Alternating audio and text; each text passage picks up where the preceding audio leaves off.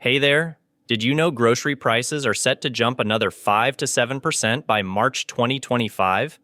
That's right, your weekly shop is about to get a whole lot more expensive. Look, I'm not usually one to sound alarms, but recent USDA forecasts show specific food categories facing serious supply issues. I've spent weeks researching market trends, talking with industry insiders, and analyzing price patterns, and what I found shocked me. The items I'm about to share aren't your typical stockpile these recommendations. Forget rice and beans, although those are still smart buys. These are surprising items most people overlook that experts predict will see the biggest price jumps. Some of these foods might seem random, but there's solid data behind each recommendation. Recent supply chain reports from global data show disruptions hitting specific categories harder than others. Plus, climate data from NOAA indicates several key growing regions face challenging conditions through winter 2025. Why am I telling you this now? Because having even a month's extra supply of these items could save you hundreds of dollars. And unlike extreme preppers, I'm talking reasonable amounts that won't overflow your pantry. Before we dive in, hit that subscribe button so you don't miss any of my money-saving tips. Trust me, your wallet will thank you when March rolls around. Now let's get into these 10 surprising grocery items you'll seriously regret not stocking up on. First up, frozen vegetables. Now, I know what you're thinking. Really? Frozen veggies? But hear me out. Just last month, the Agricultural Research Service reported that 3 major vegetable growing regions in California and Arizona are facing severe water restrictions for the upcoming growing season. We're talking about a potential 30% reduction in winter harvests of broccoli, cauliflower, and spinach. Let me tell you what happened to me last winter. I went to grab my usual bags of frozen broccoli, normally $2.99 each. The price tag? $5.49. The store manager told me they were dealing with supply shortages from the previous growing season. According to the latest Consumer Price Index data, frozen vegetable prices have already crept up 3.2% since November, but industry analysts are predicting jumps of 8 to 12% by March 2025. That's a serious hit to your grocery budget. Here's why frozen vegetables are actually better to stockpile than canned. They retain more nutrients because they're flash frozen at peak ripeness. A recent study in the Journal of Food Science found that frozen vegetables often have higher vitamin content than fresh produce that's been sitting in transit or on store shelves for days. Plus, most frozen vegetables stay good for 12 months in your freezer. I've actually started labeling mine with masking tape showing the purchase date, and even after 10 months, they taste perfectly fine. What should you grab specifically? Focus on versatile options like mixed bell peppers, broccoli, spinach, and peas. These can be thrown into almost any meal. Soups, stir-fries, pasta dishes, you name it. One more thing, if your freezer space is limited, prioritize the vegetables you actually use regularly. No point stockpiling frozen okra if nobody in your household will eat it, right? Next up is item number 2. Canned fish. Now, I know what you're thinking. Canned tuna again? But hear me out. I was shocked when I saw the latest marine harvest projections from the National Oceanic and Atmospheric Administration. Their December 2024 report shows wild fish catches are expected to drop by nearly 18% in the first quarter of 2025. That's huge. Let me tell you a quick story. Last month, I was chatting with my neighbor who works in food distribution. He told me his company is already seeing delays in shipments from major fishing regions. Countries like Thailand, Ecuador, and even Alaska are reporting lower catches due to changing ocean temperatures. It's not just about availability, it's about cost. Industry analysts at Food Navigator are predicting price increases between 12 to 20% on canned fish by April. That's why I've already grabbed an extra dozen cans for my pantry. But here's the surprising part. Canned fish isn't just economical, it's actually incredibly nutritious. A recent study in the Journal of Nutrition found that canned sardines and mackerel contain higher levels of omega-3 fatty acids than many fresh fish options because they're processed so quickly after catching. Plus, think about the convenience. During those busy weeks when cooking feels impossible, having canned salmon or tuna on hand means you're just 5 minutes away from adding quality protein to a quick meal. I personally mix canned salmon with a little mayo and lemon juice for an instant sandwich filling when I'm in a rush. The smart move right now? Diversify your canned fish stash. Don't just buy tuna. Grab some sardines, mackerel, and salmon too. Different nutrients, different flavors, and they'll all increase in price. One last tip from someone who learned the hard way: check those expiration dates. Most canned fish is good for 3-5 years, but you want to maximize that shelf life. And store them in a cool, dry place to extend freshness even further. Number 3 might surprise you. Basic baking essentials like flour, sugar, and yeast. I know. These sound boring, but hear me out. This might be the most important item on our list. According to the latest USDA Wheat Outlook report, we're facing a perfect storm for flour prices. Global wheat production is down 2.3% from last year, while demand keeps climbing. Why? Extreme weather hit major wheat-producing regions hard. Russia and Ukraine, who together supply nearly 30% of global wheat, are seeing reduced exports due to ongoing conflicts. And it's not just wheat. Other grain markets are feeling the pressure too, creating a domino effect across the food industry. Just last month, I noticed flour jumped almost $1 per bag at my local store. My neighbor Martha, who runs a small bakery, told me her supplier warned prices could rise another 15 to 20% by spring. The International Grains Council confirms this trend isn't stopping anytime soon. And get this, specialty flours like almond and coconut varieties have already jumped nearly 25% in some regions. These alternative flours will be the first to become unaffordable if you're on a budget. But here's what most people miss. Flour isn't just for bread and cookies. During the last price spike, I started using it as a base for homemade cleaning paste to make non-toxic modeling clay for my kids, and even as a natural dry shampoo in a pinch. One bag of flour can replace multiple specialty products. I've saved at least $50 a month by making my own basic household items from flour. My grandmother used to create a simple paste with flour and water to remove grease stains from clothing.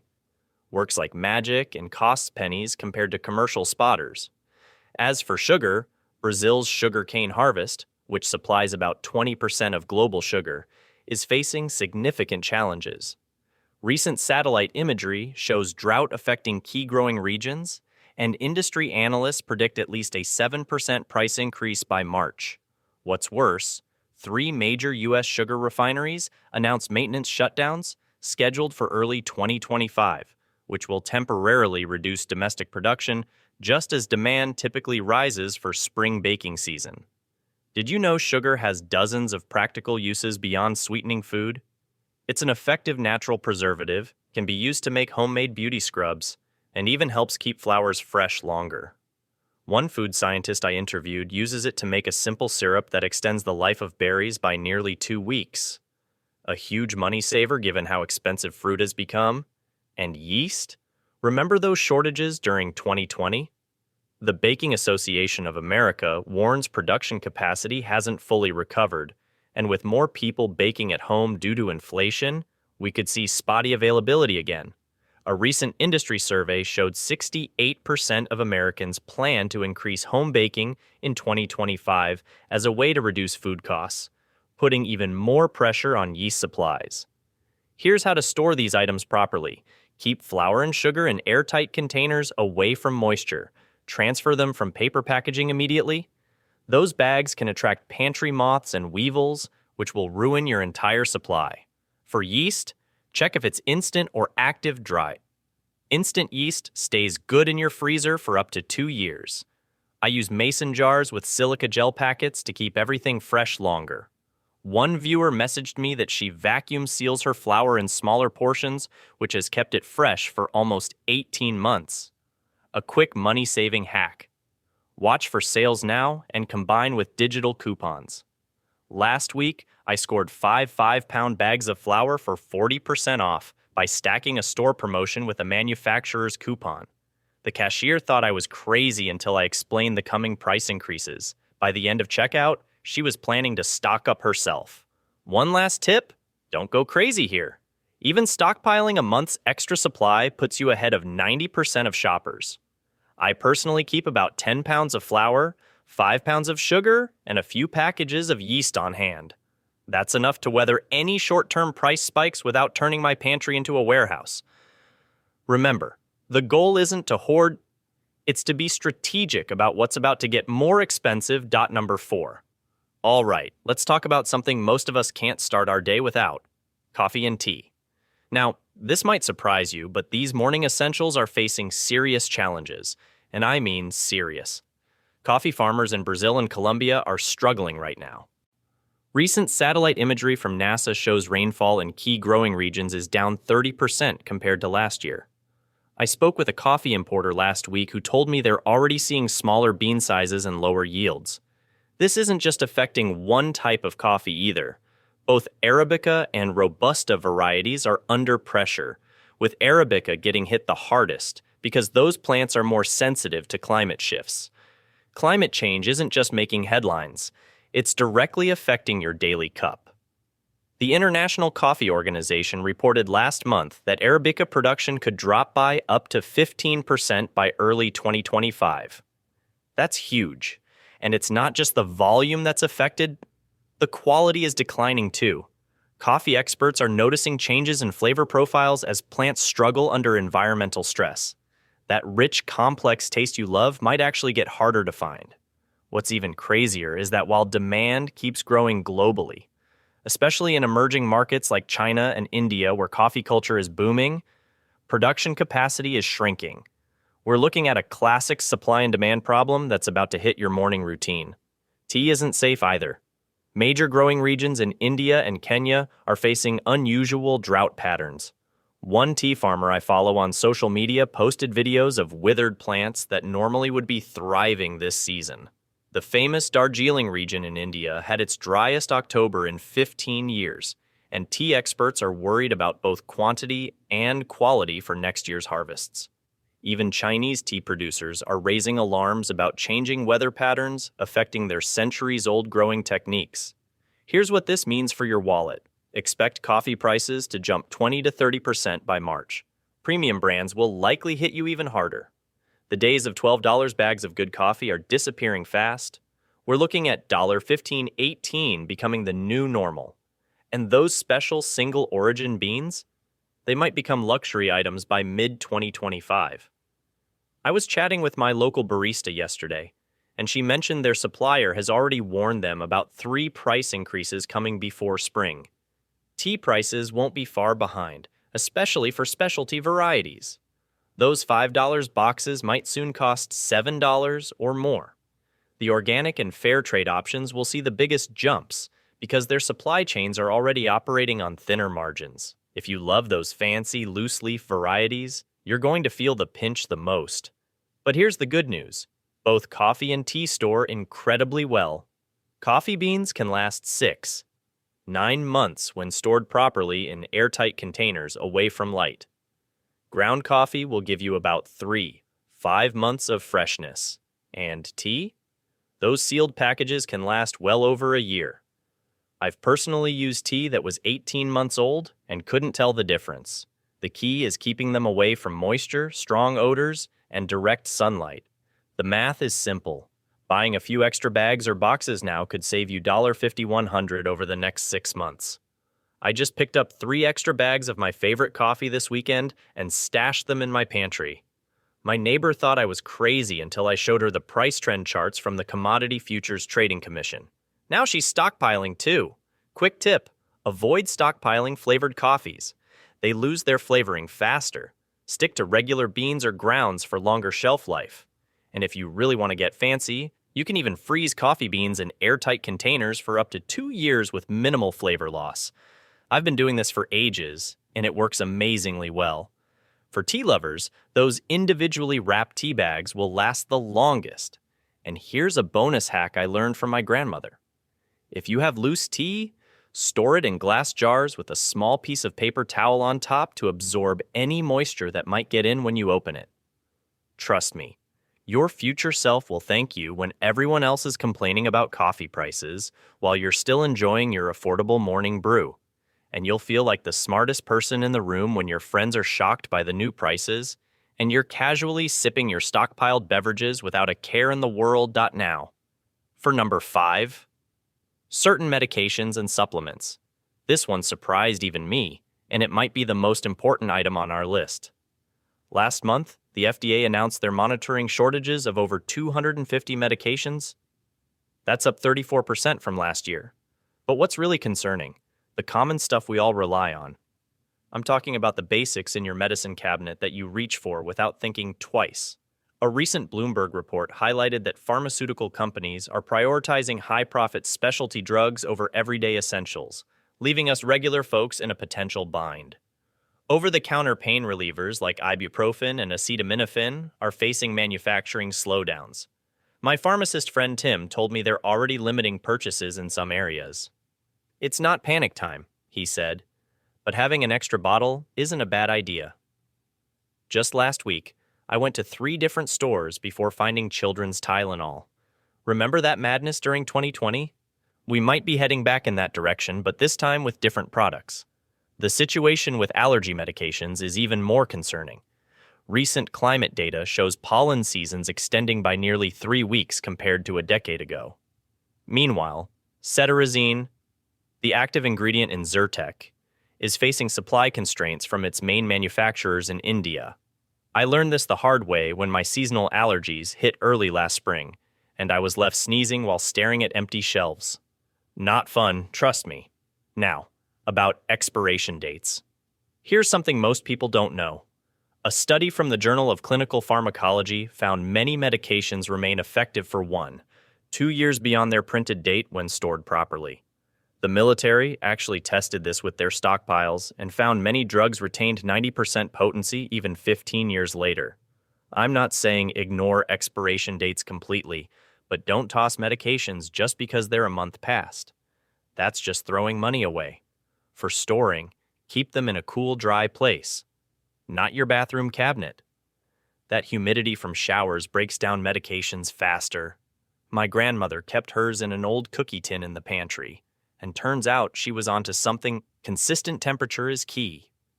Those fancy medicine cabinets with mirrors? Possibly the worst place to actually store medicine. What about supplements? Focus on immune boosters like vitamin D and zinc. Recent research from Johns Hopkins showed 73% of Americans are vitamin D deficient during winter months, yet production can't keep up with demand as awareness grows. After COVID, supplement companies have struggled with sourcing raw materials, especially for zinc and vitamin C. My sister works for a supplement company and told me prices have already jumped 15% behind the scenes, but most retailers haven't passed that along yet. Keyword being yet. If you're worried about alternatives, consider food sources too. For vitamin C, red bell peppers actually contain more than oranges. For calcium, sardines with bones are incredible. My wife hated them until I mixed them with avocado on toast. Now she asks for them. I've started growing my own herbs like rosemary and thyme, which have surprising medicinal properties. My grandfather used to make thyme tea for coughs, and modern research actually backs this up. It contains compounds similar to some commercial cough suppressants. Remember, I'm not saying hoard medications. Just having a reasonable backup supply can save you stress and money when prices climb or shortages hit. And always check with your doctor before starting any supplement regimen. Think of it this way. You wouldn't wait until your car is completely out of gas before refilling. So why do that with medications you depend on? A little planning now could save you a lot of headache, literally, come March. Number 6. Next up is something most of us use every single day but rarely think about stockpiling. Cooking oils. And trust me, this one caught me by surprise too. I was chatting with my friend who works in food distribution last week, and she dropped a bombshell. Global cooking oil supplies are facing a perfect storm right now. Climate issues have devastated olive harvests across southern Europe, with production down nearly 20% from last year. Meanwhile, palm oil, which is in practically everything, is seeing major export restrictions from Indonesia and Malaysia. But it gets worse. The latest industry report from Oil World shows sunflower oil production from Ukraine, one of the world's biggest producers, continues to face disruptions. And with soybean oil increasingly being diverted to biofuel production, we're looking at across-the-board price increases of 15 to 30% by spring. I actually noticed this starting already at my local store. The olive oil I usually buy, up $2 just in the last month. And the cheaper options are disappearing fast as people trade down. So which oils should you actually stock up on? Experts recommend a few specific types. Extra virgin olive oil is your best bet for long-term storage. Quality brands in dark bottles can last up to 2 years unopened. I just grabbed 3 bottles myself. Avocado oil is another great option with a high smoke point and 12-month shelf life. It's pricier, but incredibly versatile. And don't overlook good old vegetable oil. It's stable for up to a year and works for practically everything from baking to frying. Just remember to store all oils in a cool, dark place. Heat and light are the enemies here. And check those expiration dates when buying. One last tip from a chef friend. Consider grabbing a bottle of sesame oil too. A little goes a long way for flavoring meals when other ingredients are scarce, and it'll be one of the first specialty oils to disappear from shelves. Number 7 might surprise you. Dried beans and legumes. I know. Everyone talks about rice, but dried beans deserve your attention right now. Here's why. A recent report from the International Pulse Federation shows global bean production down 18% compared to last year. Major droughts in key growing regions like Mexico and India have devastated harvests. I checked prices myself last week, and some varieties are already up 23% from just 3 months ago. But here's the real kicker. Beans are basically protein gold mines. A single cup of cooked black beans packs in 15 grams of protein for pennies on the dollar compared to meat. With beef prices projected to increase another 9% by spring, beans become even more valuable. My sister-in-law, who's a nutritionist, pointed out something I never realized. Beans also contain iron, magnesium, and zinc. Nutrients many Americans don't get enough of. Plus, a recent study in the Journal of Nutrition found people who eat beans regularly tend to maintain healthier weights. Now for the practical stuff.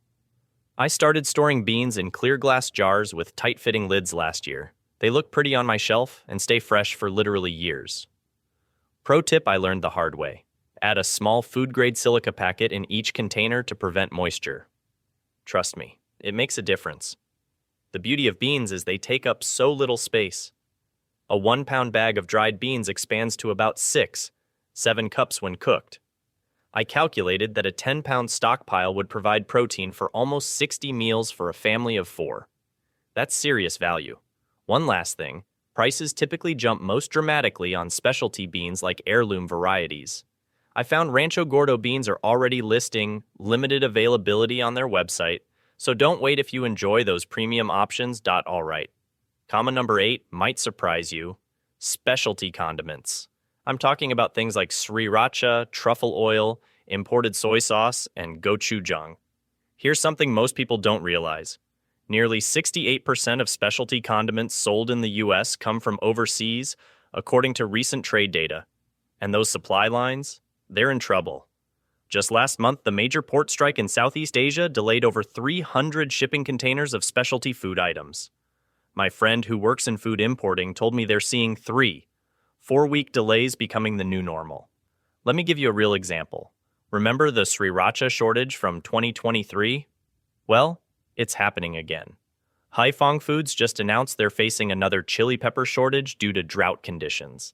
They expect to meet only 60% of normal production levels through spring 2025. But here's why these condiments are worth stockpiling. They transform the most boring meals into something special. Trust me, when you're eating the same pantry staples for weeks, that bottle of chili crisp or fancy mustard becomes liquid gold. I learned this the hard way during that snowstorm last year when I was stuck at home for 9 days. Those specialty sauces saved my sanity when I was eating rice and beans for the 5th day straight. Plus, these items have amazing shelf stability. Most will last 2 years unopened, even the fancy stuff. And the price increases we're seeing are no joke. Specialty imports are expected to jump 12 to 15% by March according to industry forecasts. Quick tip: look for sales now and grab a few extras of your favorites. I just found buy one get one on imported olive oils at my local store yesterday. Oh, and beyond just flavoring food, many of these condiments have unexpected uses. That fancy balsamic makes an amazing marinade. Dijon mustard, secret ingredient in homemade salad dressing. Fish sauce adds depth to practically any soup. Don't wait until everyone else catches on to the coming shortage. Your future self will thank you when you're enjoying flavorful meals while others are struggling with bland food at higher prices. Number 9 might surprise you. We need to talk about paper products, but not just toilet paper. I learned this lesson the hard way last year when prices suddenly jumped 12% in just 1 month.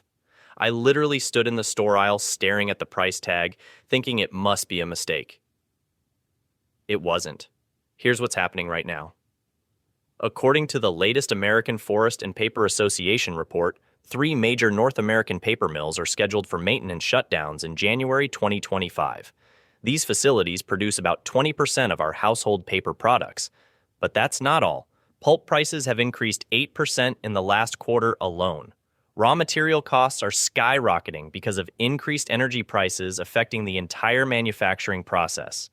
What most people don't realize is that paper production is incredibly energy intensive. Let me tell you about my neighbor Sam. He waited until he actually needed paper towels and ended up paying nearly double what I did just weeks earlier. The specific items you should grab now are paper towels, parchment paper, and coffee filters. I've tracked prices of these items for months now, and the trend is consistently upward with no relief in sight. The industry newsletter, Pulp and Paper Week, recently highlighted how these specific products will see the steepest increases due to their manufacturing complexity. Why coffee filters? Well, manufacturers are prioritizing higher margin products, and coffee filters often get pushed to the back of the production line. Plus, they're incredibly versatile. I use them for straining stocks, covering food in the microwave, and even as emergency drawer liners. I once had a plumbing leak and used coffee filters to catch the drips until the plumber arrived. Saved my hardwood floors. And here's an industry secret. Many coffee filter manufacturers are switching to more expensive materials to meet new sustainability requirements that take effect in April 2025. Now, I'm not saying build a paper tower in your garage. I've found some smart storage tricks. Roll paper towels individually and store them vertically in clear bins under sinks. This saved me about 40% of space compared to keeping them in original packaging. For parchment paper and coffee filters, vacuum-sealed bags compress them to almost nothing and they'll stay fresh for years. I've had coffee filters stored this way for 3 years, and they work perfectly. My sister thought I was crazy until she saw how much space it saved in her tiny apartment. The Wood Resource Quarterly just predicted a 15 to 18% price increase on these specific items by March due to manufacturing challenges and rising transportation costs.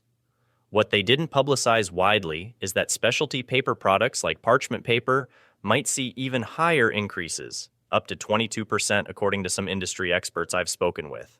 Grabbing even a month's extra supply now could save you significantly.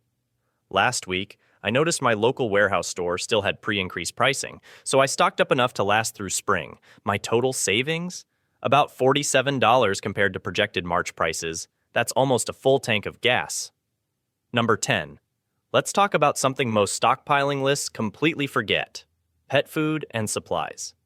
I learned this lesson the hard way last summer, when my local store ran out of my cat's favorite food for nearly 3 weeks. Recent industry reports from petfoodindustry.com show pet food prices climbing 12% since last year, with another 8 to 10% jump expected by spring 2025. This isn't just inflation. It's a perfect storm of problems. Why? First, 4 major pet food manufacturing plants faced shutdowns in the past 6 months due to quality control issues. Second, a key ingredient supplier for premium brands declared bankruptcy in November. And third, extreme weather-damaged grain harvests that go into many pet foods. What's worse, these shortages won't hit all products equally. According to industry analysts, specialty foods, like prescription diets, grain-free options, and foods for pets with allergies, will be hardest hit.